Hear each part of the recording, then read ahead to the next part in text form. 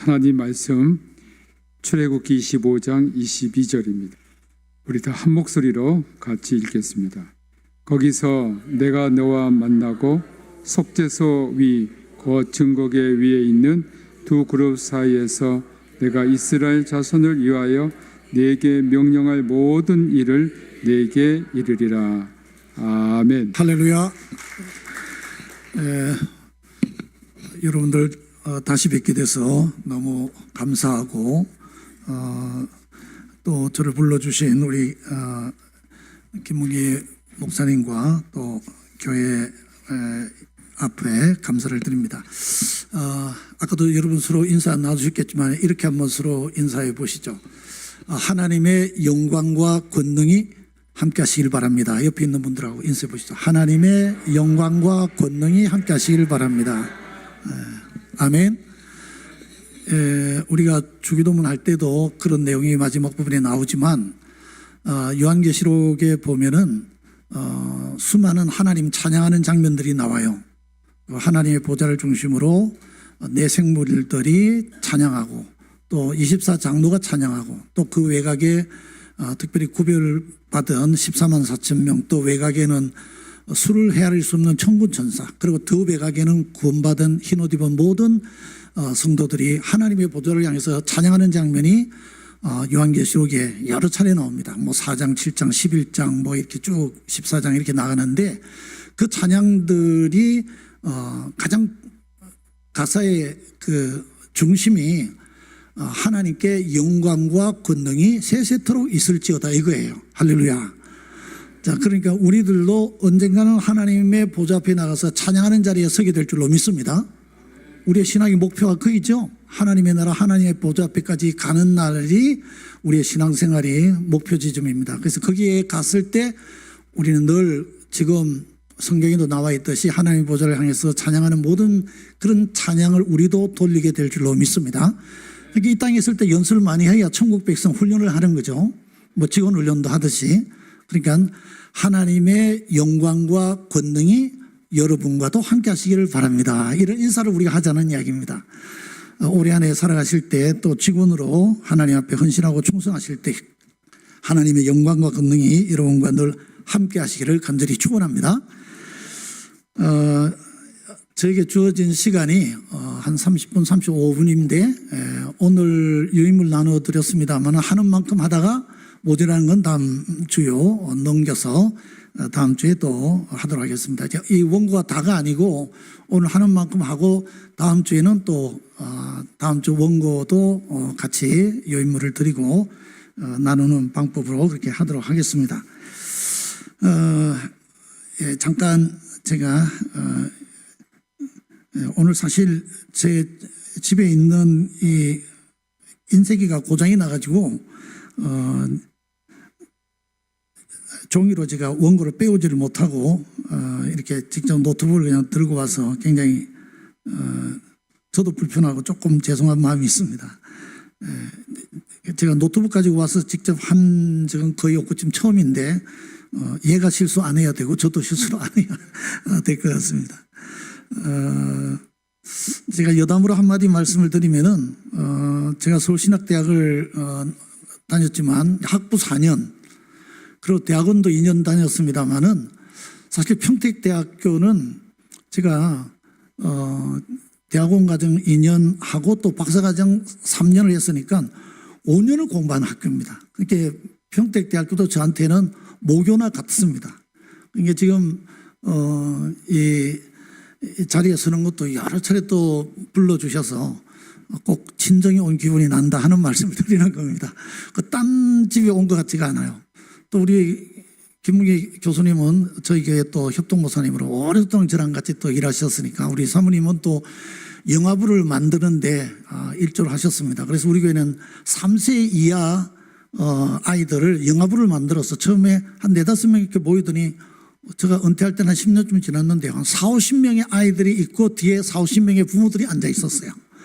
공간이 모자라서 막 계속 넓은 장소로 달라고 교사들이 요청을 했었는데 그렇게 같이 사역하시던 우리 목사님 계신데 오니까 더 저는 남의 집 같지가 않고 마음이 푸근하고 좋습니다. 자, 본론으로 들어가서 제가 참 딱딱한 사람이라 뭐 이렇게 설교나 이런 오늘같이 직원 재직 훈련할 때 좀 딱딱할지 모르겠습니다. 말이 좀 빨라서 잘 알아들으시는지도 모르겠는데 그냥 평소 하는 대로 그냥 하겠습니다. 다른 데 가니까 좀 천천히 말해달라고 요청하는 데도 있었어요. 자, 여러분 그 요인물에 보면 들어가는 말에 새해와 함께 직원 훈련을 하는 것은 교회를 잘 선결해 하는데 있는 줄로 압니다. 여러분 그렇죠? 또 최근 한국 교회는 코로나 이후에 성장 하락 혹은 침체 현상을 보이고 있습니다. 여러 가지 요인이 있겠지만 무엇보다도 현대 사회의 변화에 의한 영향력이 교회 안으로도 영향을 끼치고 있기 때문입니다. 자, 그래서 역사를 통해서 우리는 이 세상을 움직여온 영향력을 살펴봐야 되겠는데 먼저는 좀 큰 범위로 이 세계사를 움직이는 5가지 힘이라는 책이 있어요. 일본의 그 사이토 다카시라고 하는 분이 쓴 이 세계사를 움직이는 5가지 힘이라는 그 제목으로 책을 썼습니다. 근데 이분의 책에서 보면은 이 세계사의 흐름을 보면은 큰 5가지 힘이 이 세계사의 일종의 핵심 동력 역할을 했다는 겁니다. 그래서 이 움직이는 힘이 무엇이었느냐 하는 것을 우리가 안다면은 앞으로 우리가 세상을 살아갈 때나 또 뭐 꼭 교회만이 아니라 사회 어떤 분야에서 일하든지 간에 세계가 이런 영향에 의해서 돌아가구나 하는 상식이 생길 줄로 압니다. 여러분 거기는 자세히 제가 기록하지 않았지만 여기에 시간을 많이 소비할 수는 없으니까 그냥 간단히 제목 정도 5가지를 소개하겠습니다. 첫째는 욕망입니다.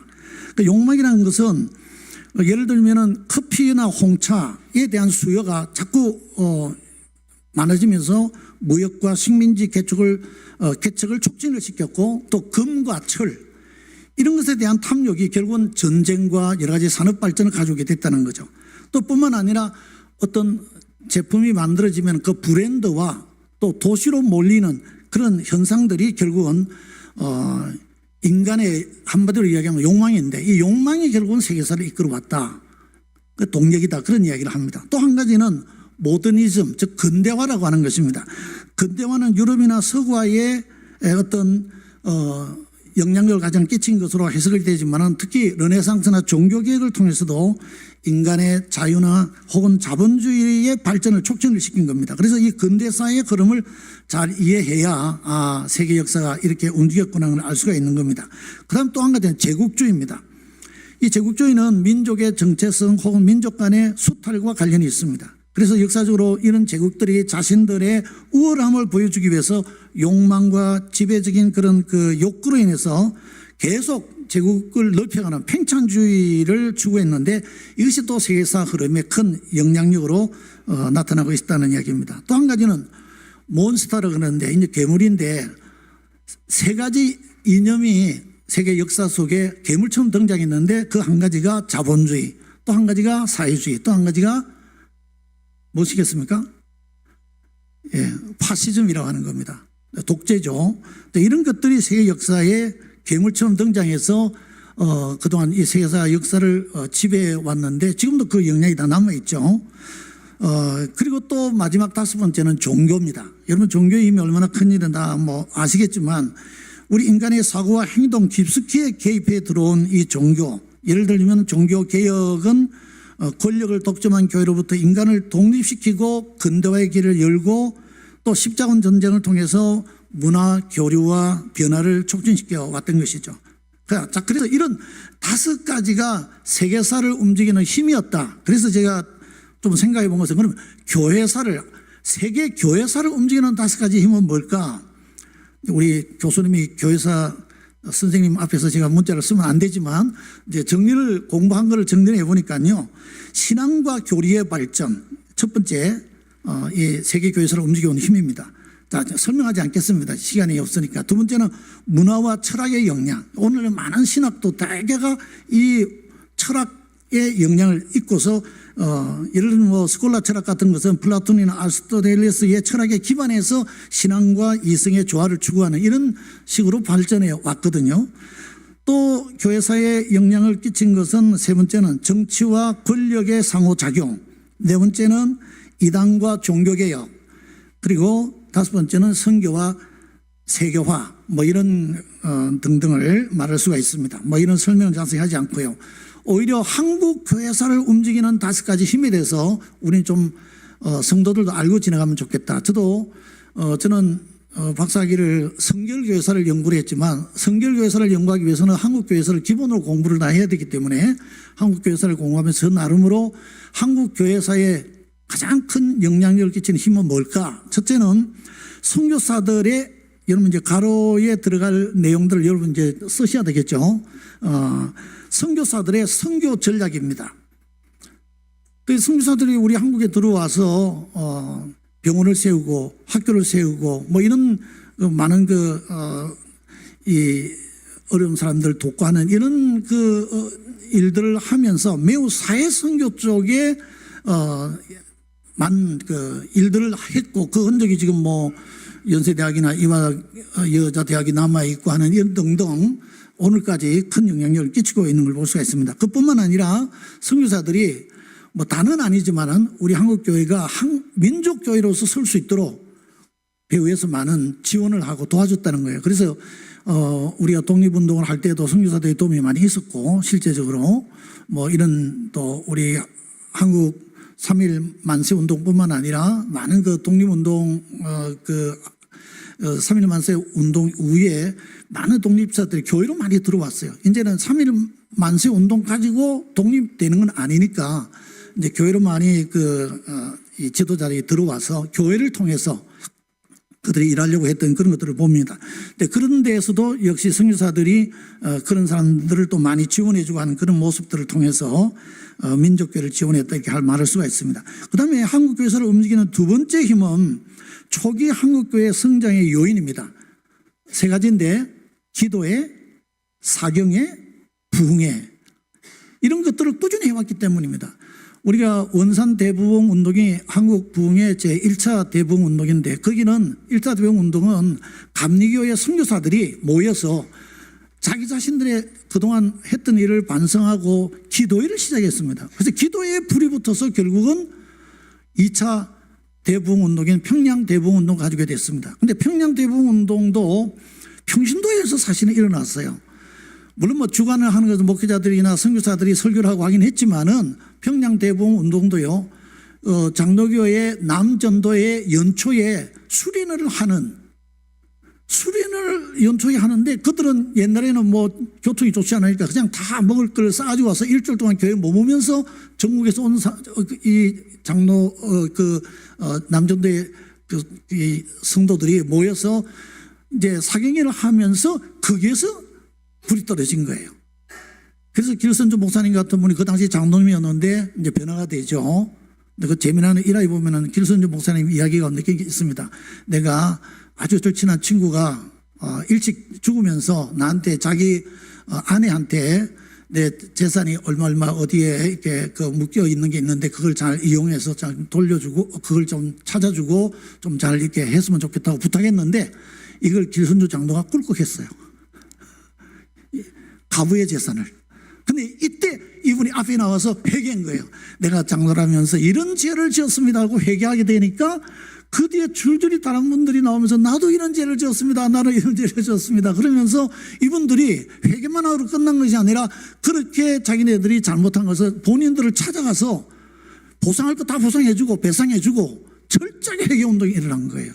그게 평양 대부흥 운동이 일어난 이제 계기가 된 겁니다. 말하자면 말씀을 공부하는 사경회 하는 시간을 통해서 그런 부흥이 일어났어요. 그리고 그 뒤에 이제 길순주 목사님이 한국의 대부흥 강사로 써서 전국을 다니면서 이제 부흥운동을 일으켰죠. 뭐 그 외에도 이제 길순주 목사님 다음에 김익도 목사님 나오고 또 성결교회 또 우리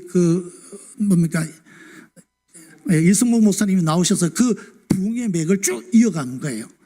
자, 그렇기 때문에 이런 것들을 볼 때에 초기 한국교회 성장의 요인은 기도회, 사경회, 부흥회 이런 영향이 있었다는 겁니다. 세 번째는 순교자를 배출했습니다. 너무 잘 알죠. 일제강점기 때 신사참배 반대하면서 순교했습니다. 주기철 목사님을 비롯해서. 그리고 또 유교 동남들의 공산주의 반대에서 많은 순교자가 배출됐습니다. 자, 이런 것이 한국 교회사에 엄청난 영향을 끼쳐서 그런 정신들 지금도 우리는 이어가고 있다 이거죠. 그다음 네 번째는 한국 경제 발전과 교회 역할입니다.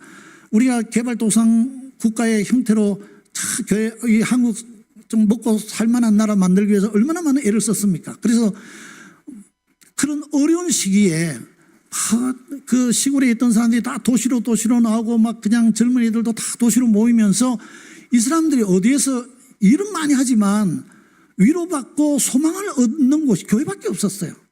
근데 교회로 사람들이 또 시골에서 다 교회 생활을 했기 때문에 도시로 오면서 교회에서 이들이 말씀을 통해서 또 예배를 통해서 위로받고 소망을 갖고 그러면서 한국 경제 발전에 열심히 이분들이 일했다 이거예요. 이게 교회의 엄청난 한국이 이렇게 경제적으로 성장하게 된 데에 저는 큰 영향력을 끼치지 않았나 이런 생각을 해봅니다. 그리고 이제 다섯 번째는 복음주의 운동과 민주화 운동입니다. 저는 이 두 가지를 동시에 다 말해야 된다고 생각합니다. 교회 안에는 이렇게 개인주의적인 개인적 구원을 강조하는 이런 복음주의적 교회가 있는가 하면은 사회 구원을 위해서 애쓴 옛날 이 박정희 정권 이런 시절에 그때는 민주화가 이루어지지 않았으니까 얼마나 탄압을 많이 받았습니까? 그래도 한국에 좀 진보적인 이런 교회들이 항상 이 한국의 그런 민주화를 위해서 많은 노력들을 한 분들이 있죠.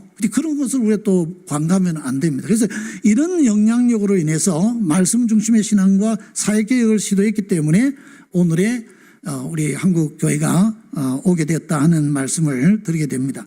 자, 그래서 이런 다섯 가지 한국 교회사를 움직이는 힘이 있었다는 걸 우리가 알고 이런 바른 역사관 또 교회론을 잘 우리가 정립할 필요가 있습니다. 왜냐하면 지금 오늘 우리가 살아가는 시대가 혼란과 불확성 시대를 살아가기 때문에 이 역사가 보여주는 힘의 논리를 바로 이해하고 시대적으로 합당한 이 교회론을 가지고 교회의 가로에 뭘 수립해야 되겠습니까? 교회의 비전을 수립해야 된다는 거죠. 즉 교회의 정체성을 바로 알고 그다음에 가로에 비전을 가지고 섬기는 우리 직원이 되면 좋겠습니다. 여러분 그렇게 되시기를 원하십니까? 이 교회 흐름을 역사적인 흐름을 알고 그래서 교회가 이런 것이구나. 교회론을 바로 세우고 그리고 그 교회론을 바르게 세운 교회론 위에다가 앞으로 교회가 어느 방향으로 나가겠다는 비전을 세워야 된다 이거예요. 그래서 그 비전을 위해서 우리는 헌신하는 직원들이 되시기를 축원합니다. 그냥 가는 게 아니에요. 이제는 우리 성도들이 얼마나 똑똑한지 모릅니다. 우리 성도들 수준이 100년 전하고 지금 너무 달라요. 그렇기 때문에 이제는 이런 것 정도는 우리 교회 직원들이 알고 그렇지 우리 한국 교회에서 이런 맥락에서 왔다면 우리 교회가 오늘날 우리가 주어진 형편에서 어떤 방향으로 가야 되지? 이렇게 생각해야 된다는 거죠. 자, 그래서 물론 우리 평택대학교에는 대학교의 특수성이 있습니다. 그러니까 이 대학교의 특수성과 또 거기에 대한 비전을 바로 세워서 또 우리 직원의 사명을 감당해 나가면 좋겠습니다. 제가 이제 말씀을 나누는 가운데 여러분들이 또 이런 비전을 발견할 수 있다면 더더욱 좋지 않을까 이런 생각도 해봅니다. 자, 그러면 바른 교회론을 세우기 위해서는 교회의 출현이 어떻게 시작된 걸까? 그 출현과 그 출현을 보면서 우리는 교회 본질이 이것이구나. 이런 게 교회구나 하는 것을 찾자는 거예요. 자, 그래서 맨 먼저 이 교회의 출발은 어디서부터 시작됐냐면 성막에서부터 시작됐습니다. 아마 이런 이야기는 여러분이 많이 들었을 거예요. 그래서 오늘 본문 출애굽기 25장 22절 말씀 다 찾으면 좋겠는데 시간이 없으니까 거기서 내가 너와 만나고 속죄소 위 곧 정극회 위에 있는 두 그룹 사이에서 내가 이스라엘 자손을 위하여 내게 명령할 모든 일을 내게 이르리라. 아멘. 자, 여기 성막을 다 만들었는데 그게 지성소 안에 법궤를 두게 됐습니다. 그 언약궤라 그러죠. 증거궤라고도 하고. 근데 그것은 공부하신 분들은 알겠지만은 성경을 또 자세히 보면 알겠지만은 법궤가 이렇게 네모만지나 박스가 있으면은 그 위에 천사가 두 그룹은 천사를 얘기하죠. 두 천수가 날개를 이렇게 가진 천사가 둘이 이렇게 마주보고 있어요. 이 공간 가운데를 가리켜서 하나님이 임재하는 속죄소라 그러는 거예요. 하나님이 임재하는 장소라고 말하는 거예요. 자, 그래서 여기 그 두 그룹 사이에 내가 이스라엘 자손을 위하여 너에게 명할 모든 것을 바로 그곳에서 속죄소 위, 곧 정극궤 위에서 그 두 그룹 사이에 하나님이 임재하시겠다는 거죠. 그동안은 아브라함이나 혹은 이 요셉이나 많은 사람들에게 한시적으로는 하나님 나타나서 그들에게 명령하고 지시도 하고 말씀도 하셨지만, 이제는 성막이라고 하는 이 지성소, 그 정극에 위에서 하나님이 임재하시겠다는 거예요. 지속적으로 만난다는 거예요. 자, 그래서 그 아담의 범죄 후에 하나님이 사람 속에 들어오셔서 함께 하신 첫 번째 경우가 바로 성막인데, 지성소 이 정극계 위 두 그룹 사이에 임재를 약속하시고, 그동안은 한시적으로 만났다면 이제는 지속적인 만남이 가능해졌다. 그 가로에 넣을 부분이 지속적인 만남이죠. 자, 성막이 그렇게 시작이 됐습니다. 근데 그 성막은 이동식이죠. 무슨 말씀인지 이해가 되면 아멘? 네, 한 군데 고정되어 있는 성막은 한 군데가 고정되어 있지 않았어요. 늘 이스라엘과 함께 움직였죠. 자, 그래서 두 번째는 바로 하나님이 어떻게 그들을 찾아오시느냐 하면 성전을 통해서 찾아오시는데, 이 성전은 역대하 7장 1절 말씀에 솔로몬이 기도를 마침에 불이 하늘에서부터 내려와서 그 번제물과 제물들을 사르고 여호와의 영광이 그 성전에 가득하니 하는 말씀이 나옵니다. 자, 이 말씀은 솔로몬이 성전을 다 짓고 난 다음에 하나님 앞에 봉기도 하는데, 그 봉기도 첫 마디가 바로 이겁니다. 기도를 마치니까 불이 하늘에서 내려왔습니다. 번제물을 다 불사르고 제물을 불사르고 여호와의 영광이, 아까도 영광이라는 말 우리가 나눴지만 하나님의 영광이 그 성전에 가득했어요. 자, 영광이 말 그대로 하면 빛이라고 표현할 수 있겠지만은 그냥 우리가 보는 빛하고는 상상할 수 없는 하나님의 임재를 상징하는, 아마 눈이 부셔서 우리의 육안으로 보기도 어려울 정도로 엄청난 광채 속에 하나님의 임재 역사가 그 성전 이제 안에 가득 임한 것을 우리는 볼 수가 있습니다. 자, 그래서 솔로몬 성전 봉헌 시에 영광 중에 하나님 임재하셨는데, 성막에서처럼 이스라엘 백성과 교제하기 위해서 이제는 가로가 뭐냐면 공간된 공간에, 고정된 공간에 위치하게 되셨다는 거예요. 고정된 공간. 자, 여러분, 그래서 이스라엘이 언제든지 이 고정된 공간, 즉 예루살렘에 하나님의 성전이, 이 솔로몬 성전이 이제 세워졌으니까 그곳은 언제든지 와서 하나님 만나뵐 수 있는 것이에요. 또 이동식이 아니니까 언제든지 그쪽을 향해서 그들은 마음을 다하여 하나님 앞에 경배하는 자세를 가졌죠. 자, 그런데 문제는 이 성전이 그대로 유지되었느냐? 아니에요. 이스라엘의 범죄로 인해서 하나님은 이스라엘과 교제를 거부하게 됐는데, 그 거부한다는 것이 어떻게 나타났습니까? 성전이 파괴됐습니다. 가로에 파괴죠. 자, 바빌론 포로로 그들이 바빌론에 의해서 다 파괴되고 다 포로로 끌려갔어요. 포로로 끌려와서 70년의 세월이 지나서 돌아옵니다. 돌아와서 제일 먼저 한 일이 뭡니까? 성전을 재건합니다. 그 수룹바벨 때 지어졌으니까 수룹바벨 성전이라고 하죠. 처음에 지은 전 성전은 솔로몬 성전이라고 하고요. 자, 그랬는데 나중에 로마 제국이 또 침략해서 성전을 다 파괴시켰어요. 그리고 로마의 식민지가 됐죠. 근데 그때 이제 호스바이 왕으로 헤롯을 세웠는데, 예수님 당시죠. 그 헤롯 왕 때에 이 대헤롯이라 부릅니다. 아들 헤롯과 구분하기 위해서. 이 대헤롯 때에 어떻게 합니까? 이 헤롯은 순수 혈통이 아니에요. 한쪽은 부모가 이방인이에요. 그러니까 자기 동족들한테 늘 말하자면 순수한 이스라엘 사람도 아닌 것이 왕에 대해서 왕위를 산 거나 마찬가지죠. 로마 황제한테 잘 보여가지고 저렇게 하고 있으니 늘 존경심을 못 받았습니다. 그게 이스라엘 백성들에게 환심을 얻기 위해서 수룹바벨 성전하고는 비교할 수도 없는 어마어마한 성전을 지었습니다. 그때 그 성전이 예수님 계실 때 성전이죠. 그 성전 나중에 로마에서 완전히 다 파괴되고 이스라엘 백성이 전 세계로 다 흩어져 버리는 날이 오기는 하지만, 그래서 성전 파괴라는 것은 하나님이 이스라엘 백성을 찾아오셔서 성막 때와 마찬가지로 성전에 찾아오셔서 그들과 교제하기를 원하셨는데, 이스라엘 백성의 범죄로 인해서 결국은 성전이 파괴되는 걸로 하나님은 그들과의 교제를 거절했고, 또 나중에는 재건함으로 회복하고, 이런 일들이 반복된 시대가 바로 성전 시대라고 할 수가 있습니다. 자, 세 번째는 하나님이 우리와 교제하기 위해서 이제는 예수 그리스도 자신이 직접 우리에게 오셨다는 사실입니다. 그래서 요한복음 1장 14절을 보니까 말씀이 육신이 되어 우리 가운데 거하심에 우리가 그의 영광을 보니, 아버지의 독생자의 영광이요 은혜와 진리가 충만하더라. 아멘.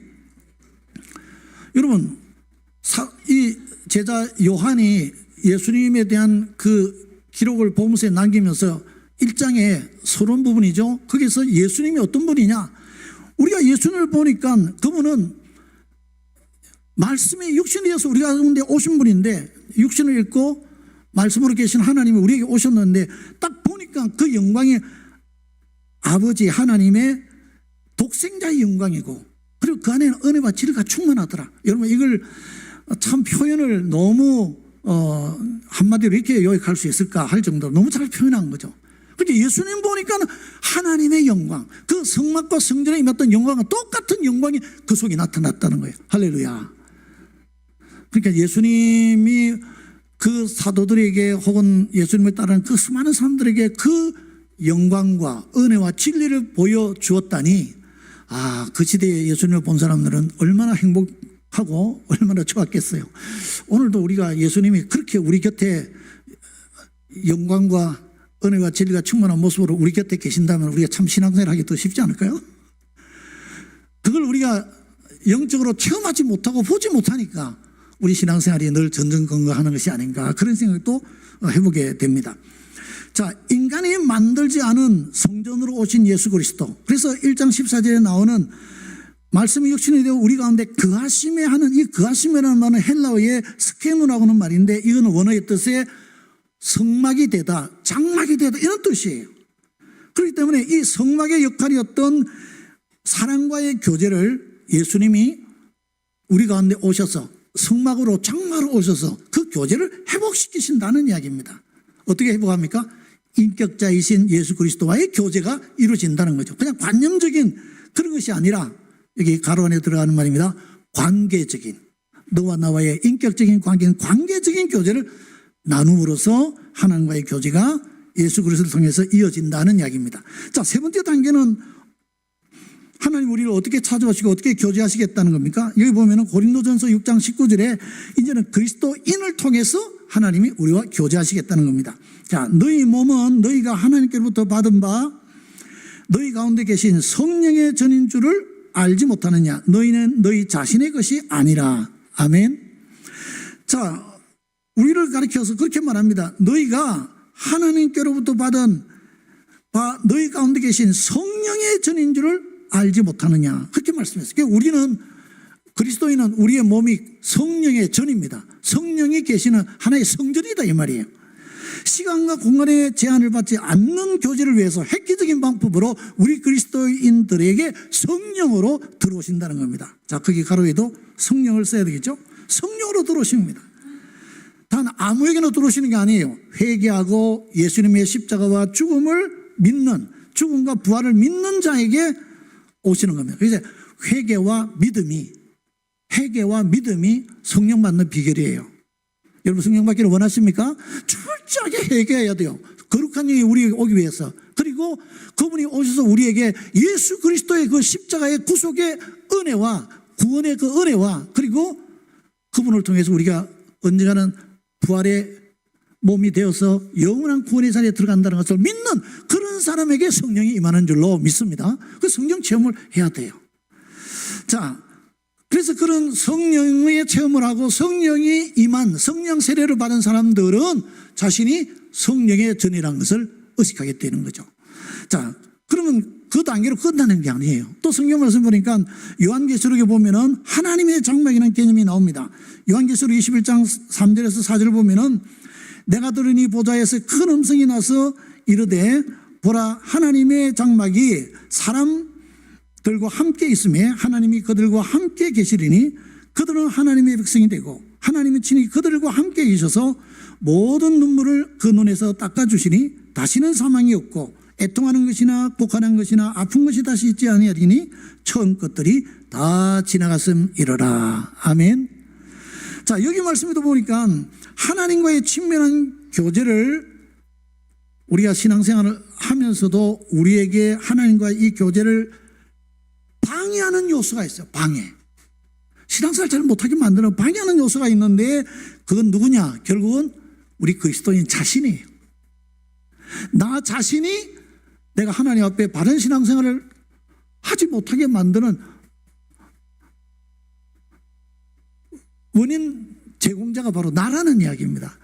뭐 때문에 그렇습니까? 그것은 바로 가로에 죄성으로 인해서, 우리는 죄를 질 수밖에 없는 존재니까 이 죄성으로 인해서 또 다른 사람, 다른 그리스도인과의 갈등으로 인해서 하나님과의 교제가 끊어진다는 거예요. 이거 참 굉장히 중요한 이야기죠. 그러니까 여러분, 우리 자신이 늘 회개하고 정결한 정말 그런 신앙생활 하는데도 노력해야 되겠고, 또 성도들과의 좋은 관계가 유지돼야 하나님의 영이, 내가 하나님이 우리를 찾아오시는 하나님의 장막의 역할을 우리는 감당할 수가 있다는 이야기입니다. 여러분, 장막은 어떤 일정한 장소, 거처를 강조하죠. 하나님이 우리 가운데 오셔서 이 완전한 교제를 이루시겠다는 겁니다. 그래서 요한계시록 앞에 나오는 말씀 보니까 함께 계신다는 말이 3번이나 반복이 됩니다.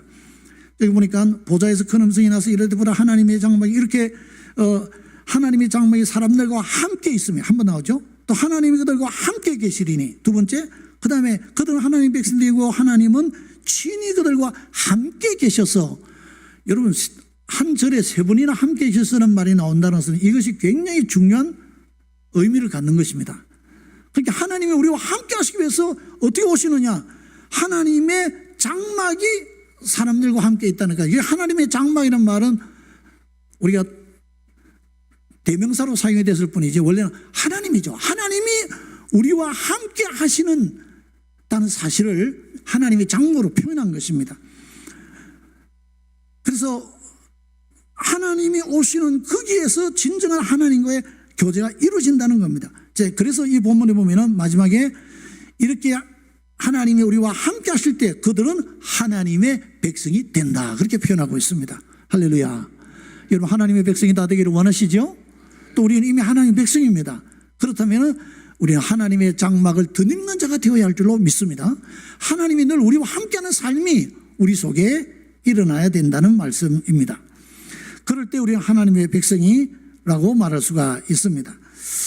자, 이제 질문을 몇 가지 여기에 던졌는데요. 자, 우리가 이런 공부를 하고, 오늘날 교회가 그냥 교회가 아니고 성막, 성막에서 장막, 성전, 그리스도인, 예수 그리스도, 그 다음에 그리스도인, 이런 거 우리가 지금 이렇게 살펴보면서 여러분, 이 전체의 흐르는 흐름 속에서 하나님이 에덴 동산에서 아담이 범죄하고 난 다음부터 하나님과 교제가 끊어졌어요. 근데 그 교제를 회복하기 위해서 성막으로 찾아오시고 성전으로 찾아오시고, 또 이제는 나중에는 직접 예수 그리스도가 이 땅에 오시고, 그리고 나중에는 성령으로 오셔서 그리스도인과 함께 하시고, 이제는 언제든지 우리와 어느 곳이든지 우리와 시간과 공간을 뛰어넘어 함께 하시기 위해서 하나님의 장막으로 내가 너의 거처가 되어 주겠다. 다르게 표현하면 내가 너 안에, 너가 내 안에. 그런 말씀으로 하나님이 거처를 우리와 함께 하시겠다는 이런 것을 통해서 알 수 있는 것은 교회의 진정한 본질이 뭐냐, 그것은 하나님과 함께하는 교제라는 거예요. 아멘. 교회는 하나님과의 교제를 위해서 존재하는 거예요. 믿어주시면 크게 아멘. 여러분, 이걸 먼저 알고, 그렇구나, 그럼 오늘 우리 교회가 이런 하나님과의 교제가 제대로 되어 있을까? 우리가 드리는 예배가, 우리가 드리는 찬양이, 우리가 드리는 기도회가, 또 혹은 우리가 직원으로서 사역하는 이 모든 것들이 정말 하나님과의 교제를 더 깊게 하고 더 성숙하게 하는 것일까? 이걸 생각해야 된다는 거예요. 우리 평택대학교에도 다른 일반 교회와 다르지 않아요. 기본은 다 똑같아요. 우리의 역사적 배경은 다 똑같잖아요. 그러니까 우리 평택대학교에도 언제나 하나님과의 교회가 잘 이루어지는, 하나님과의 교제가 잘 이루어지는 교회 되기를 축원합니다.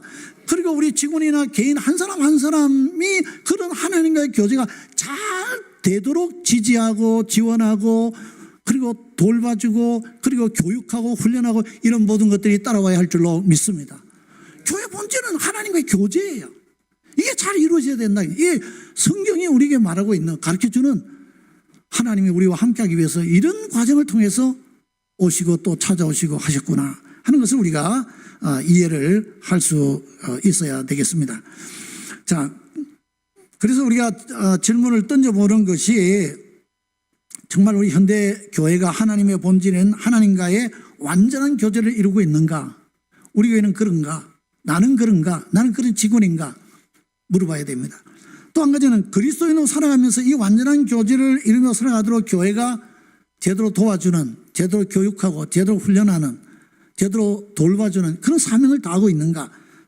우리 한번 생각해 봐야 되겠습니다. 그리고 또 한 가지는 현대교회 직원의 최우선 사역은 모든 그리스도인들이 하나님과 완전한 교제를 이루고 살아가도록 하는데 목적이 있는데, 이것을 위해서 내가 받은 이 교회 재직으로서 직분과 또 나에게 주어진 직책, 뭐 구역장이 되든 뭐 성가대원이 되든 어떤 직책에 있었든지 내가 이 일을 잘 수행하고 있는가 하는 것을 우리가 스스로 물어보자는 이야기입니다. 자, 뭐 이 정도 하니까 벌써 마무리해야 될 시간이 왔는데 조금만 더 진도를 나가고 나머지는 다음 시간에 또 하도록 하겠습니다. 자, 그래서 우리가 교회가 이런 하나님과의 교제를 제대로 이루기 위해서는 우리 현대사회를 잘 알고 교회가 지금 이 현대사회에 어떤 영향을 받고 있는가, 또 그리고 또 교회가 오늘날 어떤 방향으로 현재 가고 있고 또 이 새해에 교회가 어떤 트렌드를 가지고 있는지, 뭐 트렌드라는 말은 여러분이 아시겠지만 많이 사용하니까요. 뭐 그냥 쉽게 이야기하면 유행이다, 어떤 흐름이다 이렇게 이야기할 수 있겠습니다. 자, 그래서 우리 한국의 김난도 교수 외에 여러 교수들이 꼭 새해를 맞이하기 전에 벌써 한두 달 전에 그 다음 해에 트렌드 코리아 해서 2020 올해는 이제 작년 연말에 25년 해가지고 나왔죠. 또 올해 이제 연말쯤 가면은 이 트렌드 코리아 2026 해가지고 또 내년도에 우리 사회가 어떤 방향으로 흐를지에 대해서 특히 소비 성향 중심으로 이제 이 경제학자들이 주 모여서 쓴 책이니까요. 물론 여기는 뭐 정치, 경제 모든 게 다 포함이 된다고 저는 봅니다. 자, 그래서 제가 이걸 우리 성도들도 이런 한국 사회의 트렌드가 이런 방향으로 흐르고 있다는 걸 좀 알고 교회도 대처해야 된다는 생각에서 제가 그냥 여러분에게 열거했습니다. 이거 설명은 다 하지 않겠습니다. 여러분이 책을 사서 보셔도 되고요. 제목만 좀 소개를 한다면은 이 옴니보라 해가지고 나이, 성별, 소득, 인종 등 기존의 구분을 넘어서 자신만의 독특한 소비 스타일을 추구하는 것이 이제 새로운 흐름이 된다는 거죠. 또 한 가지는 아보아 했는데, 이 아보아는 줄임말인데, 자, 거기 가로 안에 이제 써야 될 내용이죠. 아보아는 무슨 뜻이냐면 아주 보통의 하루. 그래서 첫 자만 떼가지고 아보아라는 말을 만드는 겁니다. 근데 이게 뭐냐면 특별한 일이 없어도 평범한 일상에 만족하면서 일상의 소소한 행복을 추구하는 경향이 좀 하나의 흐름으로 사회적 경향으로 나타나고 있다는 거죠. 그 다음에 토핑 경쟁해가지고, 토핑은 뭐 여러분 아시는 데만은 뭐 피자를 이야기하면은 그 위에 얹어주는 게 토핑이듯이 거기에 더 가치를 두는 것처럼 소비자도 제품을 만들 때 자신의 취향에 맞게 뭐 피자도 얼마나 종류가 많아요. 그죠? 그 토핑을 중요시 여긴다는 거예요. 그러니까 우리 교회도 그런 면에서 착안을 해야 될 부분이 많이 있을 것 같습니다. 자, 그 다음에 뭐 페이스테크도 있고 무해력도 있고 그 다음에 뭐 그라데이션 K도 있는데, 이거는 한국적인 것과 세계적인 것이 혼합되어서 K의 개념이 점차 다채롭게 변화되는 현상인데 이것을 다문화 사회로의 그 전환과 글로벌화의 영향을 반영하고 있다 이렇게 볼 수가 있습니다. 자, 그 다음에 물성 매력, 오감으로, 이게 가론에 들어간 말하면 오감입니다. 오감으로 느낄 수 있는 물성에 대한 매력을 추구하고, 또 기후 감수성, 그 다음에 공진화 전략이라 있는데, 이것은 경계를 넘어선 연계를 통해서 혁신을 추구하는 접근법, 이런 것들이 공진화라고 하는데 이제 그런 경향으로 흐르고, 그 다음에 에코시스템 플레이어에서 뭐 그 내용을 한번 여러분이 그냥 보시면서, 이제는 단일 제품이 아니라 서비스 제공을 넘어서 다양한 생태계와 연결을 통해서 지속 가능한 가치를 창출하는 그런 기업이나 개인 뭐 이런 것에 대한 건데, 이제 이런 10가지가 한국의 소비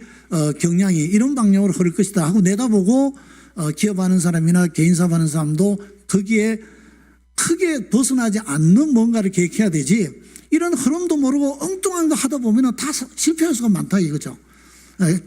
그래서 이런 걸 참고로 해야 되듯이 오늘 교회도 한국 교회의 트렌드가 2025년대는 어떤 방향으로 흐르는가 좀 알아야 되죠. 우리 한국 교회 이제 굉장히 신뢰를 높이고 있는 목회 데이터 연구소라는 데가 있어요. 여기서 발표하는 게 굉장히 그 신뢰도가 높습니다. 자, 거기서 발표한 한국교회 트렌드 이제 2025 이것도 아마 김난도 교수의 책에서 이제 힌트를 얻어서 이런 걸 만들어서 이제 데이터를 가지고 찾아낸 겁니다. 그래서 한국교회 현재와 미래를 조망하는 10가지 주요 트렌드를 제시하고 있습니다. 첫째는 유반젤리즘이라는 말을 사용했는데 뭐 다 영어를 다 너무 쓰니까 굉장히 막 고급스러운 것 같지만은 사실은 내용을 보면은 유튜브를 활용해서 자신이 원하는 기독교 콘텐츠를 신청하는 거. 지금 코로나 이후에 그렇게 다 되어져 버렸지 않습니까? 자, 이런 흐름이 또 있고, 그 다음에 멘탈 케어 커뮤니티에서 교회 안에서 이 멘탈, 정신건강 관리, 그 가로는 정신건강입니다. 정신건강에 관련한 어려움 가진 자들을 위해서도 교회가 사역해야 된다. 전에는 이런 쪽에 전문적인 어떤 제가 목회하면서도 그런 목회를 해본 적이 없거든요. 근데 이제 교회는 이제 이런 멘탈도 잘 관리해주는 교회 안에 그런 사역 부서가 있어야 된다는 이야기죠. 그 다음에 포텐셜 레이어티라 해가지고 부교역자들한테 의존한, 그 부교역자 상관없다 가버리면은 공백이 크고 굉장히 좀 지속성이 없어요. 그래서 오히려 평신도를 잘 훌륭해서 평신도가 부교역자 역할을 해내는, 한국교회 보면은 외국에서 물론 들어온 그 유행이긴 합니다만 가정교회라는 게 있어요. 저는 그 가정교회를 굉장히 좀 좋게 보고 있는데 가서 일주일간 훈련도 받아봤습니다만은 분당에 있는 샘물교회 은퇴한 박은주 목사가 제 고등학교 뭐 절친이고 동기예요. 근데 그 친구하고도 많은 얘기를 나눴는데 이 친구가 미국의 휴스턴에 붕인해 주러 갔는데 그 교회 담임 목사님이 바로 이 가정교회를 만든 분이에요. 놀란 것은 집회를 하는데 한 900명 정도가 이제 주일날 그 참석하는 이제 숫자랍니다. 그런데 이제 자기들 모이는 그 목장이라 그러죠.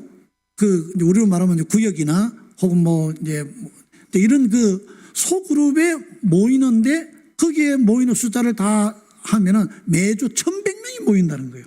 그게 이 박원재 목사가 깜짝 놀라고요. 아니 한국에는 되게 교회 출석이 1,000명 하면은 구역에 한 500명만 나와도 참 건강하다. 참 그래도 보통으로 잘 참 교회가 정상적이다 이렇게 생각하는데 아니 어떻게 출석률 900명인데 그렇게 목장에 모이는 사람이 1,100명이 될 수 있느냐. 그래서 그분을 모시고 그 교민들 중심의 이제 이 가정교회 사역을 해서 성공적으로 사역을 하고 있는 것을 알고 또 그분이 책도 많이 내셨기 때문에 연구하고 자기 교회를 2년에 걸쳐서 제자훈련 받고 교회 그 소홀을 밀려는 사람들을 다 이제 목장에서 그 리더가 목자고 또 여자분 두 분이 같이 일하는데 여자분은 목녀라 그래요. 그래서 목자와 목녀가 이제 이 리더를 훈련을 한 거예요. 해서 그 훈련을 한 다음에 교회를 2년 후에 가정교회로 전환했어요. 그래서 한 3, 4천 명이 나오던 교인이 한 3천 명 수준으로 한 1,000명 이상이 떨어져 나갔대요. 이게 너무 안 맞다 그러면서. 그런데 한 1, 2년 지나면서 이제 가정교회가 정착이 되니까 전에보다도 숫자도 회복됐을 뿐만 아니라 더 성도들이 좋아하는 가장 튼튼한. 그래서 이번 코로나 기간에 가정교회 시스템으로 운영한 교회들이 제일 건강해요. 교인들이 전혀 떨어지질 않았어요. 근데 일반 교회는 비디오 사용하고 별 수단을 다 썼지만 3분의 1이 코로나 이후에 출석을 안 해요. 이제 온라인에 너무 이제 말하자면 습관이 된 거죠. 특히 연세 많은 분들은요, 겨울에 춥고 미끄러지고 뭐 이런데 교회 가는 것보다 집에서 그냥 예배 드리겠다 이런 사람 너무 많아요. 또 젊은이들도 뭐 바쁘다 보니까 그냥 온라인 예배 드리고 헌금만 또박또박 온라인으로 보낸대요.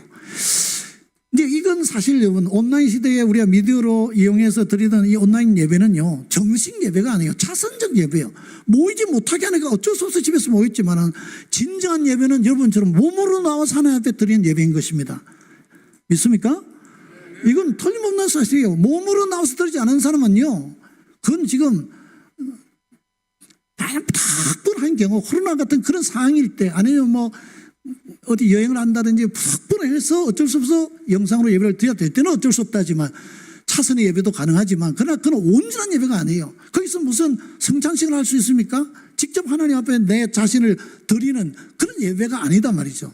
그렇기 때문에 여러분 우리가 주일날 교회 나와서 예배 드리는 거 너무 중요하다는 걸 다시 한번 기억하시기를 바랍니다. 근데 지금 흐름이 바로 이런 하나의 흐름이 나타나고 있다 하는 이야기고요. 그 다음에 오스프락시라는 것은 양극화 현상입니다. 가로 안에.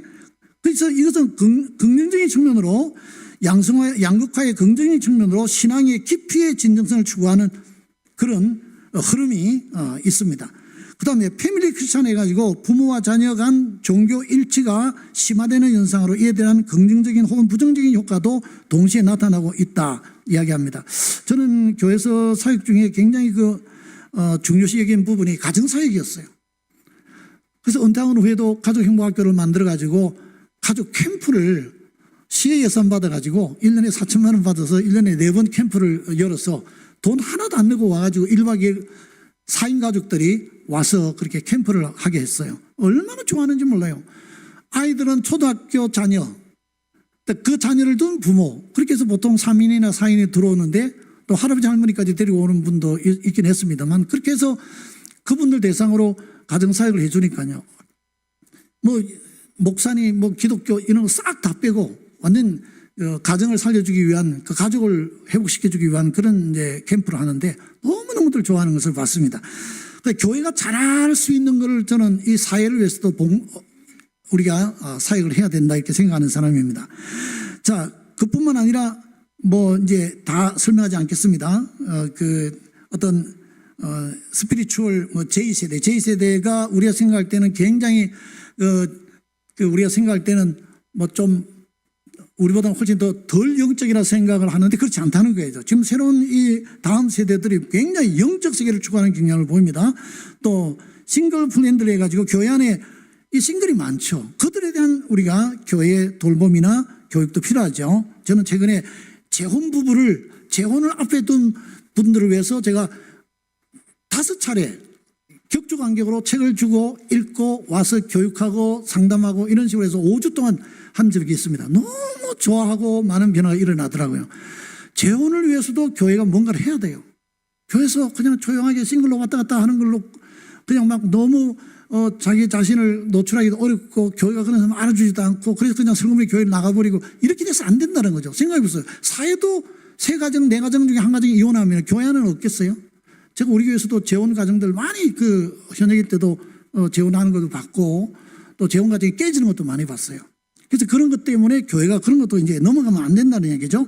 또 시니어, 이 초고령화 시대, 가로에 초고령화 시대를 맞아서 거기에 대한 사역도 계획해야 되고 그 다음에 소프트리스라 해가지고 사회와 문화의 여러 영역에서 교회의 영향력이 지금은 감소하고 있는데 이것도 회복하기 위해서 교회가 해야 될 일이 있습니다. 즉 이제 복지목회라는 말로 저는 다르게 표현합니다만 이 지역 사회에 그런 소외된 사람들을 찾아서 교회만이 할 수밖에 없는 이런 사역을 교회가 해야 교회가 존경을 받습니다. 그래서 저는 독거노인들을 처음에 100명, 200명 돌봤는데 시에서 이제 더 많은 사람들을 좀 발굴해서 이들을 위해서 우리가 사역을 한 2년 하니까 너무 잘하니까 위탁을 해줬어요. 그래서 갑자기 막 500명을 추가로 해가지고 막 700명 돌보다가 800명, 1000명 지금 제가 은퇴할 때 1500명 돌보고 있어요.